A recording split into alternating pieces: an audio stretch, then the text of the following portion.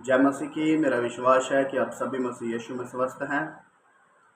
पिछली वीडियो में हमने बात की थी वफादारी के विषय में, जो कि परमेश्वर के साथ हमारा रिश्ता कैसा था, कैसा है और कैसा हमने परमेश्वर के साथ रिश्ता रखना है। आज हम बात करेंगे चर्च और पास्टर के प्रति वफादारी, कलीसिया की और पास्टर की कलीसिया के प्रति, चर्च की कलीसिया के प्रति। चर्च के प्रति हम बात करते हैं, हम मसीह हैं और बढ़ चढ़ कर हम दान देते हैं, बढ़ चढ़ कर हम दशमांश देते हैं। चंदे की बात आए तो हम बढ़ चढ़ कर देते हैं। जब कोई चर्च का प्रोग्राम हो तो उसमें भी हम बढ़ चढ़ कर हिस्सा लेते हैं। जब हम सारे काम कलीसिया से बढ़कर करते हैं, जैसे कि मान लो मैं किसी एक पर्सन की बात करता हूँ, एक व्यक्ति है जो पैसे में थोड़ा धनी है। जब लंगर की सेवा की बारी आती है, जब कोई पास्टर, कोई अपोस्टल, कोई प्रेरित कहता है कि चर्च लंगर में डोनेशन करें, तो बढ़ चढ़ कर 5,000, 10,000 सबसे बढ़कर वो डोनेशन करता है। और किसी भी एक्टिविटी के जब भी टाइम आता है, जहाँ किसी भी एक्टिविटी को करने चर्च प्रोग्राम बनाता है, तो वो बढ़ चढ़ कर हिस्सा लेते हैं। लेकिन उस चीज़ का रिजल्ट ये निकलता है कि वो कभी चर्च पे टाइम पे नहीं आते। वो कभी भी चर्च में टाइम पे नहीं आते हैं। वो कभी भी चर्च में आते हैं, बे टाइम आते हैं। और मैं ये नहीं कहता कि वचन की अहमियत नहीं करते, वचन की रिस्पेक्ट नहीं करते, वो एक अलग मैटर है। लेकिन हम चर्च के प्रति वो एक दान देने के कारण, वो अपने आप में ज़्यादा चर्च के लोगों की, चर्च की एक्टिविटीज़ में हेल्प करने के कारण, जहाँ वैसे भी अनदर अपने स्वभाव के कारण भी, मैं किसी एक को टारगेट नहीं करता, कई लोगों का स्वभाव हो जाता है कि कभी भी वो टाइम पे नहीं आते। उनका मानना ये है कि आराधना खत्म होने के बाद हम वचन के समय चर्च चले जाएंगे। अगर चर्च में अकेला वचन ही होता तो प्रभु कहते कि वचन करो, आराधना की बात ही नहीं होती। परमेश्वर ने मनुष्य को बनाया अपनी महिमा के लिए। अब हम परमेश्वर की महिमा और स्तुति कैसे करेंगे? आराधना के द्वारा। अगर हम आराधना में नहीं ज्वाइन होते, संगति नहीं करते, तो परमेश्वर का अनुग्रह, परमेश्वर की सामर्थ जो आराधना में उतरती है, वो हम कैसे ग्रहण करेंगे? परमेश्वर का कलाम कहता है कि तुम समय पर आओ ताकि हर एक एक्टिविटी में शामिल हो। जब आराधना का समय आए आप आराधना करो, जब गवाही का समय आए, टेस्टमनी का समय आए, आप टेस्टमनी दो। और हर एक पार्ट को आप चर्च में रहकर एंजॉय करो। देखो, दो बातें हैं। जब परमेश्वर के राज्य में आना होता है तो हम देर से उठते हैं, धीरे धीरे नहाते हैं, धीरे धीरे खाना खाते हैं, टाइम को डिले करते करते करते करते चले जाते हैं। इसी तरीके से जब हमने किसी शादी में, किसी इवेंट्स में जाना होता है, तो हम ऑफिस से जल्दी छुट्टी लेकर घर आ जाते हैं। अगर 4 बजे जाना है तो 1 बजे छुट्टी लेकर आ जाएंगे, ताकि कहीं हम लेट ना हो जाएं, कहीं कोई प्रोग्राम निकल ना जाए। हमने सारा देखना है।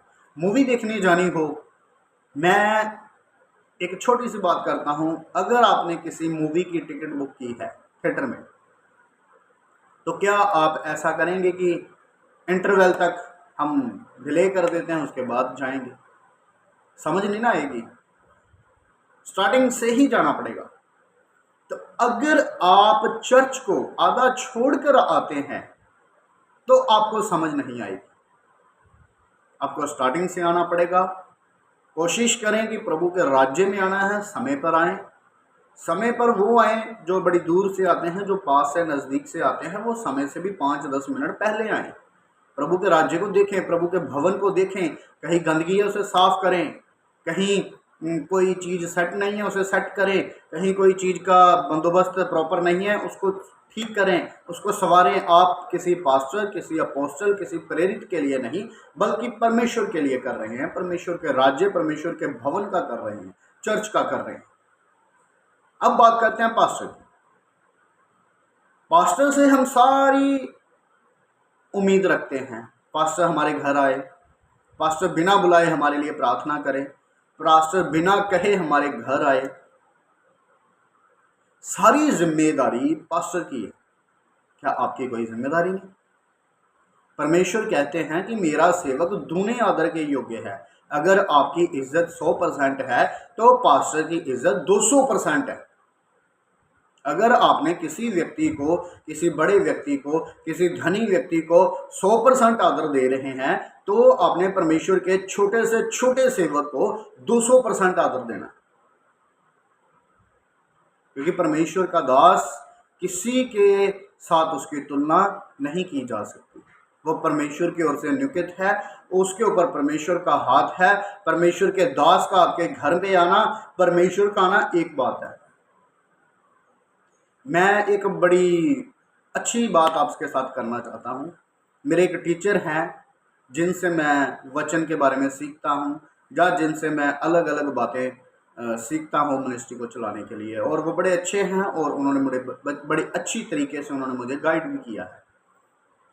मैं एक बार उनके घर पे गया तो उनकी एज तकरीबन इतनी है जितनी मेरे फादर की। मेरे फादर से भी बड़े होंगे वो, क्योंकि उनके जो बच्चे हैं वो मेरे से बड़े हैं।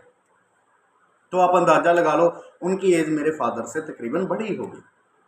मैं उनके घर पे गया तो वो मुझे मेरा नाम लेकर आगे मुझे भैया बोल रहे थे।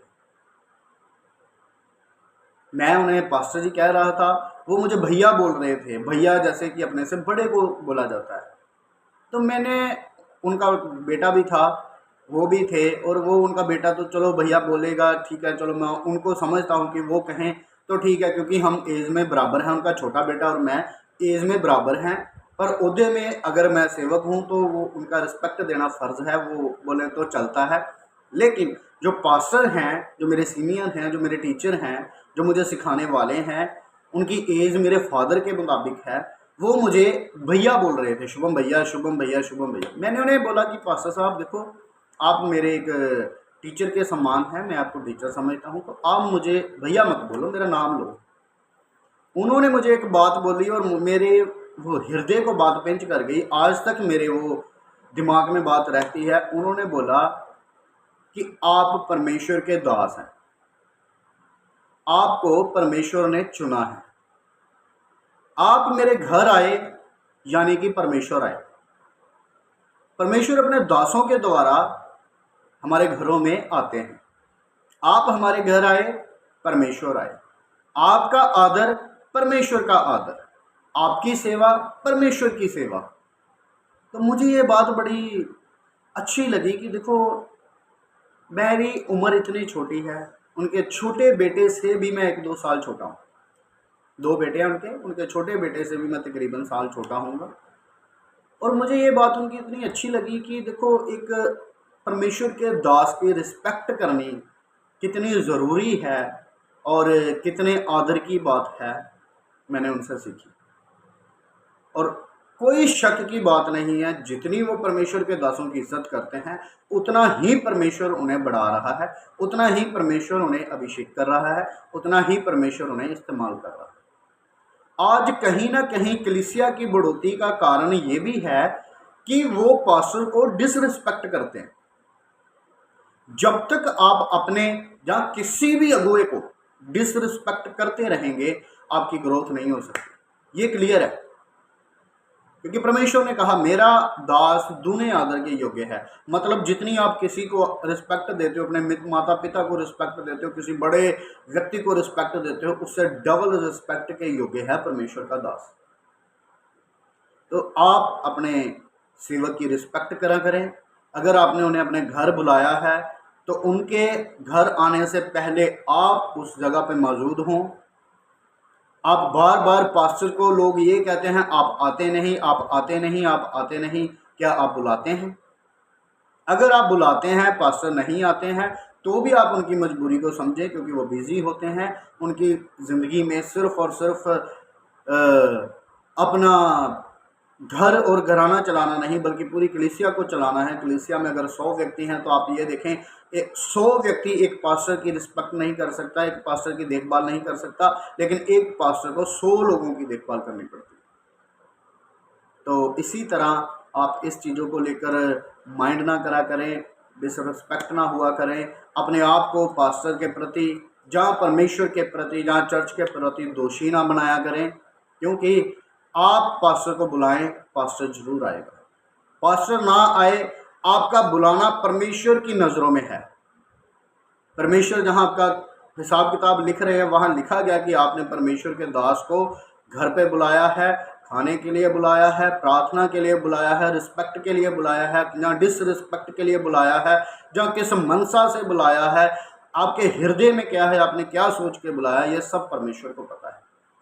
और इन सब बातों का प्रतिफल परमेश्वर आपके जीवन में जरूर देगा। लोग पास्टरों को ज्वाइंट कर करके बातें करते हैं, कलीसिया का ये काम नहीं है। अगर आपके पास्टर थोड़े गलत हैं, आप उनके लिए प्रार्थना करो, क्योंकि आपके पास्टर ने आपके लिए तब मेहनत की जब आपको समझ नहीं थी। क्या आप गलत नहीं थे? आपको आपके पास्टर ने माफ़ कर कर गले से नहीं लगाया? अगर आपके सेवक से आज कोई गलती हो गई तो आप उन्हें छोड़कर भागेंगे? ये किस किस जगह का न्याय है? ये कैसी बात है? अगर आप गलती करें तो आप उम्मीद रखते हैं कि आप पास्टर आपको क्षमा करे। अगर पास्टर से कोई गलती हो जाए तो फिर आप ये बात करते हैं कि हमने जाना ही नहीं, हमने इसको छोड़ देना है। वो आपका बोझ उठाए तो उठाए, क्या परमेश्वर ने नहीं कहा अपना क्रूस खुद उठाओ? एक दूसरे के लिए प्रार्थना करो। अगर पास्टर के जीवन से, जहाँ पास्टर की पर्सनल लाइफ से, जहाँ कोई उसके मुंह से कोई ऐसा शब्द निकल जाता है तो उसे क्षमा करें, उसके साथ मिलकर प्रार्थना करें, ताकि आने वाले जीवन में उनके साथ कोई ऐसी घटना ना घटे, ऐसी परिस्थिति का उन्हें सामना ना करना पड़े। पास्टर को मत छोड़ा करो, छोड़कर इधर उधर मत भागा करो। एक ही चरवाहे की भेड़ें बनकर रहो, आपकी वफादारी आएगी। चरवाहा जैसा भी है, डाउनफॉल हाई फॉल चलता रहता है, अप एंड डाउन चलता रहता है। अगर वो आपके गुनाहों को क्षमा कर कर, आपकी गलतियों को क्षमा कर कर अपने गले से लगा रहा है, तो आपको भी उनकी कई बातों को नज़रअंदाज कर कर अपने गले से लगाना पड़ेगा। वो आपका पिता होता है, वो आपका गुरु होता है, वो आपका टीचर होता है, वो आपका सिखाने वाला होता है। उसकी हर एक बात को आप फॉलो करा करें। प्रभु आप सबको आशीष दे, बरकत दे, सबको जय मसीह। मेरी अगर कोई भी बात किसी को बुरी लगे, मुझे क्षमा करें। मैं आपका दास पास्टर शुभम, सबको जय मसीह की। खुदा आपको आशीष दे, बरकत।